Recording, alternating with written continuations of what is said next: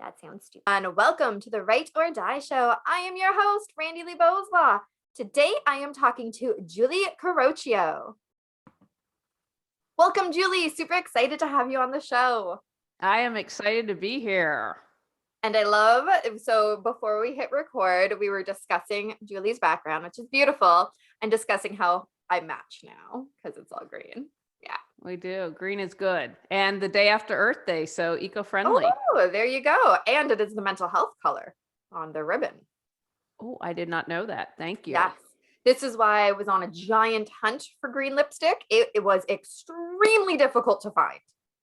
I had to order it off Amazon because I found one company that had it, but they did not ship to Canada.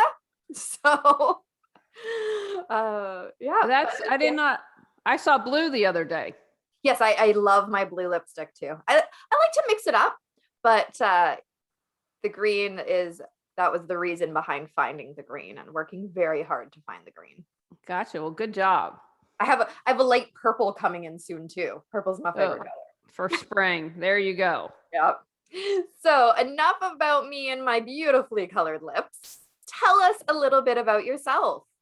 So my name is Julie Coraccio. I started my business in 2009. It was called Healing Through Organization. And I was in a crazy job and it was crazy town. And I said, what can I do that I can support myself, but I can also help people and make a difference? And so I came up with organization. And then I started my business. And then for a while, I had an international internet TV show called Reawaken Your Brilliance. And I would interview body, mind, spirit experts. And so as I'm doing this and as I'm working with clients, I have this aha moment that it's more about the clutter and less about the organizing. And so that was my kind of like, oh, I need to learn more and coach, and I'm doing coaching, and let's get certified. And so then I never recommend this, never change your business name. It's a pain in the butt. So then I changed it to Reawaken Your Brilliance and have been, like I said, started in 2009. I've written 14 books.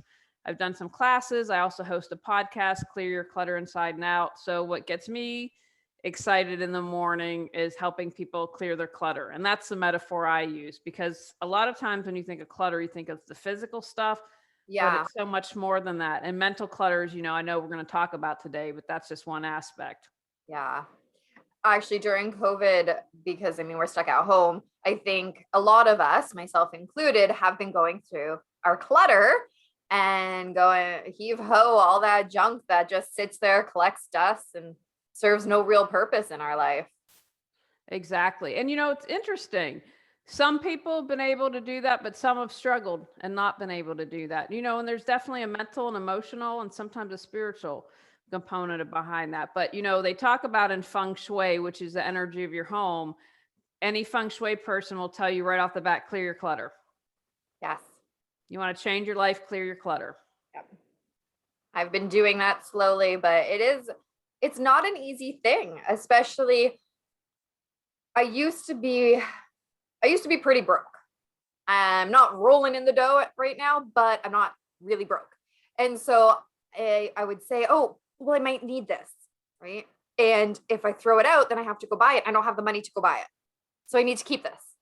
Right. And then I keep this and this and this and this. And then I just accumulated a whole bunch of clutter. And now that, again, not rolling in it, but enough that if I really needed whatever that object was, I could go out and buy it again, because I look at this object and go, I have not touched you in like a year. Do I really need it? Probably not. And if I really, really super do in another year or two, I'll buy a new one. But to me, I would say that's very common, that people are like, I'm going to let something go, and then 5 minutes later, I need it. Now, I have a couple thoughts. One, you create your reality. So if you think you're going to need it 5 minutes later, you are. But what I always say to that is, can you trust that you'll get what you need when you need it? Oh, I like that. So if we let it go, maybe you don't have to own it, but maybe you can borrow it from your new neighbor that just moved in. Or you're like, wow, you know what? Just let the neighbor move in. So you might be borrowing something. Yeah. But to get into that mindset. And again, if we create our reality and our thoughts create things, then okay, I'm going to get taken care of, so I'm not going to worry about it. I like that. That's great thinking. And I had actually talked to another guest on the show because we both had 100-year-old houses.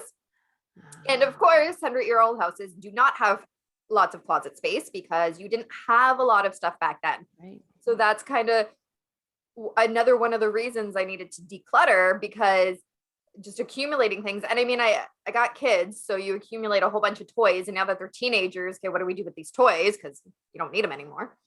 But yeah, you accumulate this stuff, and without having cupboards, it's very obvious we have more than we need. Yeah. Especially in developed nations. Yes. You know, it's different in other parts of the world, but that also drives into consumerism, because what are we told day in and day out? We're told it on TV, we're told on a magazine. We have to, success in quotes is defined by how much we have for many people. Yeah. Not everyone, but yeah, but that's, I think, is a large part of the drive behind it. You know, I think one of the good things about COVID is it made people, maybe some people stop and think, and is this, wow, let's reevaluate. Yeah. Yeah, that's what it did for me. So, like I said, rearranging the house, getting rid of stuff, starting the channel, following passions, looking at the benefits of what it brought. It did bring a lot of hardships for a lot of people, but you know, I tried to take the positives out of there. So, what kind of mental health struggles have you dealt with in your past or present? Depression and anxiety. And I learned a long time ago, I'll never forget, I was living in Los Angeles, and because I wrote it in a nicer way and something that I was working on. But depression is anger turned inwards. And that was a big aha moment for me. And for me, that rings true. Yeah. So, and I think I'm saying this correctly. I think depression and anxiety are the same side of the coin, or different sides of the coin, but are very similar. Yeah. And I want to share an aha moment about anxiety, because I've had a lot of anxiety recently and was talking with someone, and it kind of goes to the same thing of depression being anger turned inwards, is that anxiety, we get anxiety when we don't express ourselves. Okay. When you start to get anxiety, what is it that you need to say or do? Which I thought, so I've been contemplating that and chewing that around in my brain. And I just wanted to share it with you and your listeners and, viewers. So just this week, I have been feeling very anxious, having a lot of anxiety. And it was because I had something I needed to say, and I was really scared to say it, didn't know how it would be received, and just what words is it that I can use. And eventually I actually didn't say it. I wrote it, because that's my best way of dealing with things. And the anxiety just dissipated. So it's amazing that you bring up that point, because I literally just did that yesterday and finally felt relief. Right. What was an aha moment for me? Yeah. That's why I wanted to share, because I'm like, I'm betting that that's going to support someone else who needs to hear that. And I didn't think of it that way. Not at all. I wouldn't have thought of that either. And I'm talking about, have talked before multiple times about feeling your feelings and expressing yourself, but I never connected it with anxiety until someone gave me that perspective. So I was like, wow. So that's a good thing to check in with yourself if you're feeling anxious. And, you know, maybe it's even to express, you know what, I'm afraid right now. Yeah. I'm scared, right? It doesn't have to be some like, like it's, I'm blah, blah, blah, blah, blah, this detail. It's just like, I'm afraid. And, okay, now to express that. Yeah. Wow. That, within the first 10 minutes of the show, you just gave me an aha moment, and I love it. Thank you. Because now next time I'm feeling that way, I can kind of stop and think about that, because looking back, I think all of the times that I've been really, really anxious have been around times that I've needed to say something, but was scared to say it. Well, I want to share another tip then, and maybe this will help you. So I haven't had them in years, but I went through a period where I had panic attacks. Okay. And, unless you've had them, it's kind of hard to describe, but, I had to I thought I was having a heart attack the other day, and the doctor was like, or do you think it's a panic attack? And I said, nope, I know what a panic attack is. Been there, done that. This is definitely not what's going on. And so what someone said to me is, and it's, or having a panic attack, it's like you're literally leaving your body. You're not grounded. You're not in your body. So they said if someone's there, have someone hug you to kind of contain you and your body to help bring you back, to bring down your anxiety and your panic. And if you don't have someone there, to wrap a blanket tightly around yourself. So thank goodness I haven't had one, but if it comes up again, the first thing, I did it when someone told me, I'd say to my husband, just hold me, just grab me and help. And that helped bring it down. That is a great tip to keep up in my noggin. Love it. Yes. And I think that it's important that we have tips, I'm a big fan of writing everything down or writing a list, because in the moment when we're overwhelmed or we're anxious, we can't think, or if we're depressed, of, hey, I have this list, what can help me get out of this? What can help me move forward? Then I don't have to think, I can look and just do. Yeah, exactly. You just pick something, and it can be a list of things that you already know work for you. Because that's the other thing, is not every type of coping skill is going to work for every person. So you have the list of what works for you. That's 1000%. Yeah, that's a great point. And it could even be in picture form, because I remember, and I had totally forgot this, but when my child was at treatment, one of the things that he was sent home with was pictures of things to help cope. Ah. I did put it on the wall. I stuck it up on the wall. It was up there for probably a good year or so. And yeah, I didn't even think about it in that context. It was just, okay, this is what the psychologist sent. Let's use it. Right. Picture form too, if you're visual. Yeah, and most of us are visual learners, so that's a great tip. Yeah. All right. So when did you first realize that you were dealing with depression, anxiety? I had years ago, I was living in Vermont, so kind of sort of near you. We weren't too far from the Canadian border. And I was really fortunate. Life didn't feel good. Life didn't feel right. And so I was in my 20s, and I don't know if I could have articulated exactly. It just didn't feel good. And so I went and I lucked out and found a wonderful therapist who was really great and started to work with me. And so one of the exercises she had me do was to learn my family history and write relatives. And so there is a history of depression and my family. And so it was really great because one relative, I don't want to share anyone's name or relation to, because that's their own personal story, but it's told me about a time that they were depressed and years, and that they finally had a friend. I mean, he just had put himself in a bedroom and didn't want to do anything. As one of his friends, like, okay, there's something wrong. We need to do something with this. Now, it's my personal viewpoint that they had to come out. And, and if you're an older person, being gay isn't easy, and at least in this country. So I think that was a part of it, but I also think that there is a hereditary component. And so that was kind of okay, so there's this part of it. And so that's kind of when I started. And then, as I mentioned about the anxiety and being aware, like if I'm depressed, what am I angry about? Because, you see people who lash out at others when they're angry, and they don't turn that inward. But we don't want to go to that extreme and beat up people and take all our anger and frustration out on others. So that's kind of where it started for me in my 20s. Okay. And how did you go about getting some help? Well, I was fortunate again, like you really realize how important health insurance is. It's much different here than it is for you all in Canada, but I had a great therapist. And so that was a start. And then I had another therapist when I lived in Los Angeles. And then I've also am a huge advocate of personal growth. And so I took a program in Los Angeles called Clear Sight, which was a clairvoyant program. Everything's energy. And so that might sound weird to some people listening, but that was really the first step in getting to really deep and understanding where things were coming from, and then having the tools to clear it. And so now since that time, then I haven't seen a therapist, but I've worked with different coaches that have been helpful. And then also you have the medical side. And so, like I said to my doctor, I said, I've got a lot going on in my life right now. It's just one of those times in life.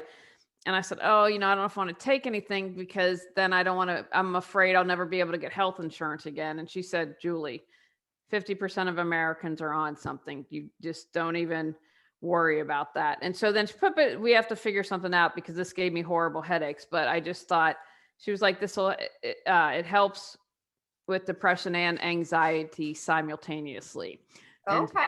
it was something, for that to help. So I think that if you need to get onto something, get on it. Because I Yeah. was very resistant to that. And I think that bet there are people listening and watching that feel the same way. But I also Mhm. think it's about tackling it from many different angles. So like if you get anything like, are you eating well? Are you getting fresh air every day? Are you journaling what your feelings? And maybe it's you talk to a therapist or a coach or something, Mhm. doing a multiple different ways to tackle it. Does that make sense? That makes a lot of sense because mental health, yes, we always look at it as mental, but, and I've discussed this on other interviews, it can manifest physically. So if your mental health is manifesting physically and you're not taking care of your physical body at the same time as your mental, then you're not working with your whole body. Like we are all multiple things. We are not just one thing. I am not just my left hand, right? So, Mm-hmm. and I'm going to pick on my left hand because I did hurt my wrist a few years ago. And it wasn't just my wrist that hurt. My wrist is where the injury was. But if I was to hold my arm up like this, the pain would shoot up and all the way through. So I needed to not just rest my wrist, but I needed to rest my shoulder, rest my arm, right? And take it easy. So that's kind of how I'm viewing what you're saying is that tackling it from different perspectives and different ways is just ways to really get to the root of the problem and help to keep us in a beautiful, healthy state.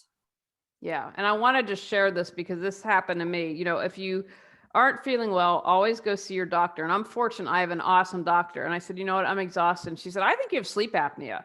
So let's do a test. Well, I didn't know you could do it at home. So I do have sleep apnea.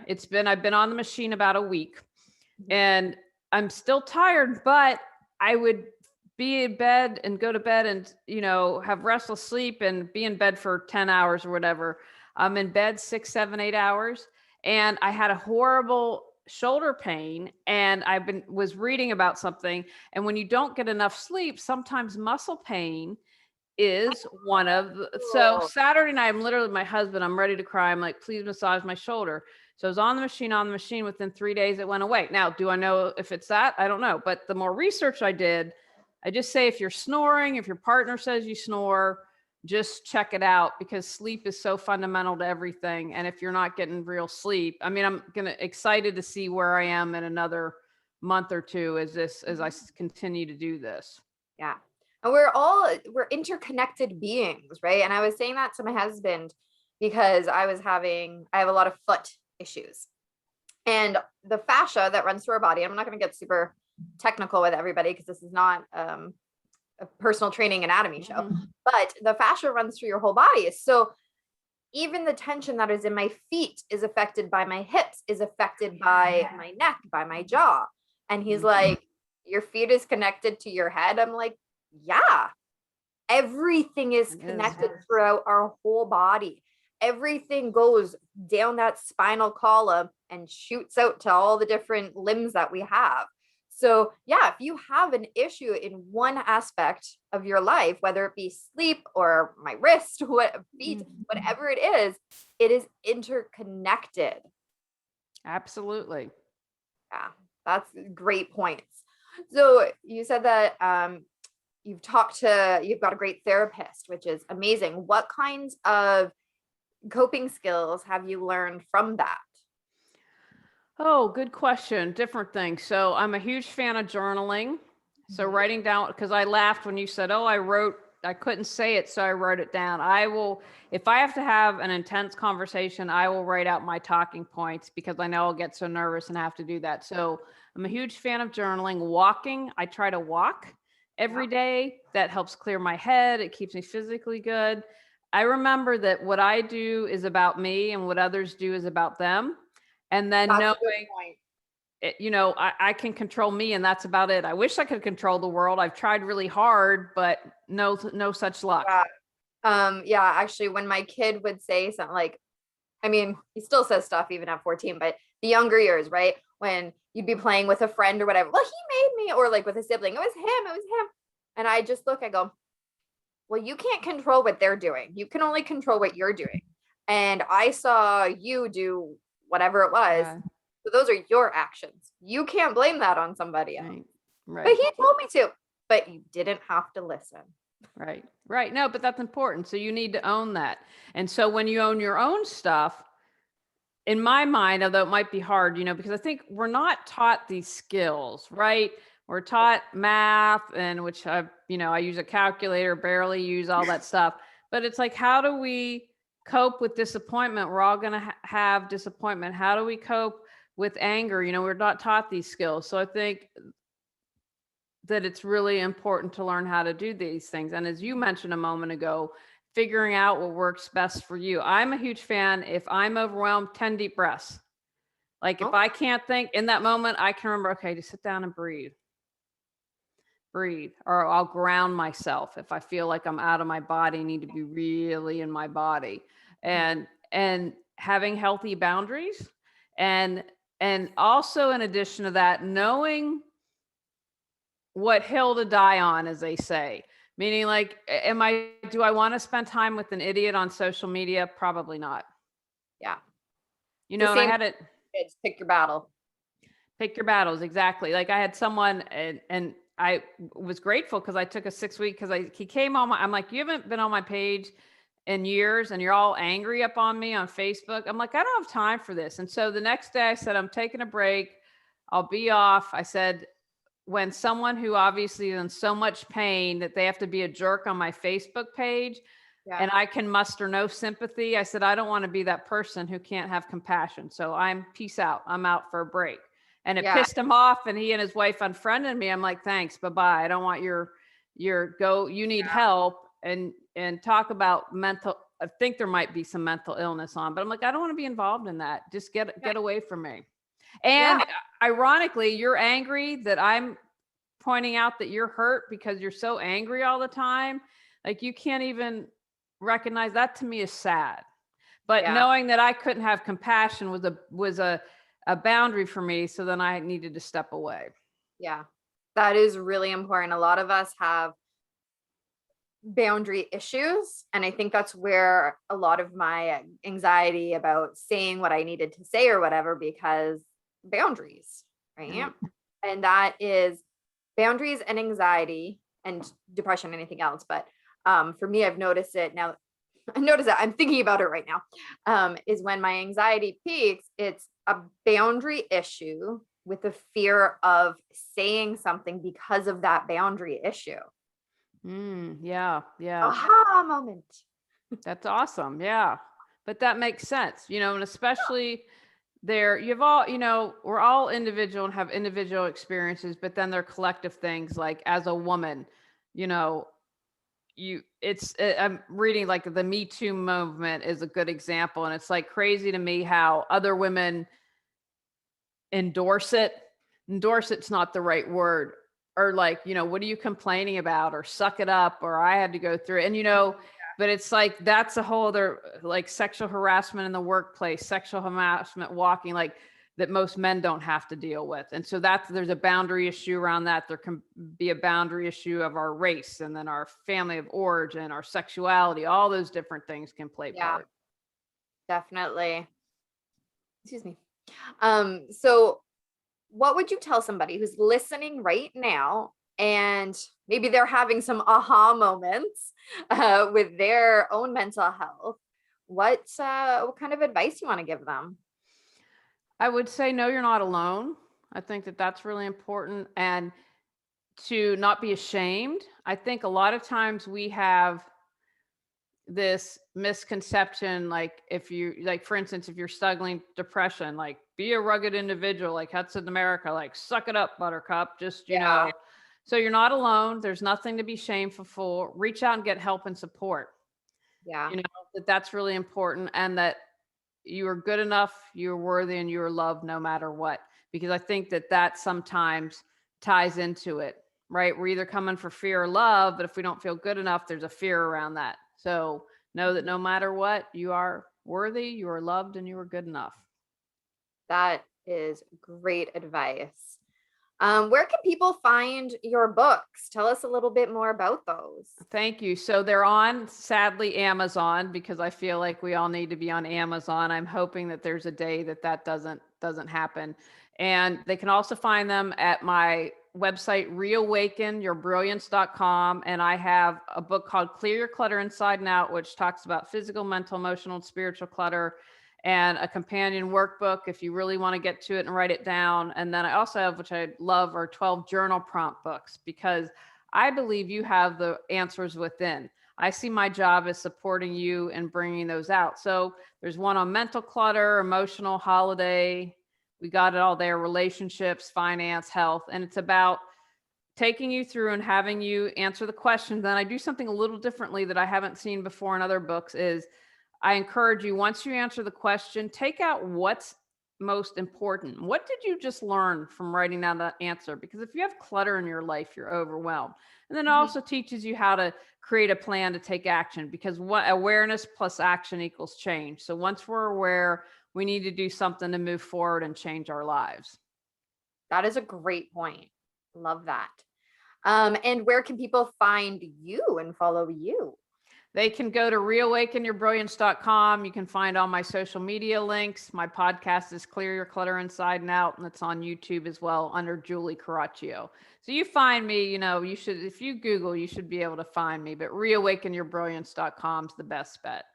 Wonderful. And those links will be down in the description below. So be sure to go check out Julie's website, and then give her a follow on all the social media platforms that you are a part of. Thank you. And thanks for all you're doing to support people with mental health, because as you do this show, that helps erase the stigma, that allows people to share their stories, and for others listening and watching to know that they're not alone. Oh, well, thank you. That was my goal, and I'm glad that people are seeing that as coming through. So thank you so much. You're welcome. Everybody really enjoyed that episode. I had my own aha moments talking to Julie, which was awesome. I loved that, and being able to kind of put together the anxiety and the fear and figuring out those connections. That was so great. Remember that the links to follow her and to get her books are down in the description below. So be sure to give her a follow. Check out her books. She's got a wide variety of them, which is fantastic. As well, if you want to support the channel, head on over to Patreon and become one of our patrons. That would be awesome. Or if you want to check out the merch store, we've got some really cool designs that make great gifts for people. 10% of the proceeds from that goes to the Canadian Mental Health Association. And hit that like and subscribe button down below so that you can show your support that way. It's a nice, easy thing, and we really, really appreciate it. As well, remember that the only way to end the stigma of mental health is to speak openly and honestly.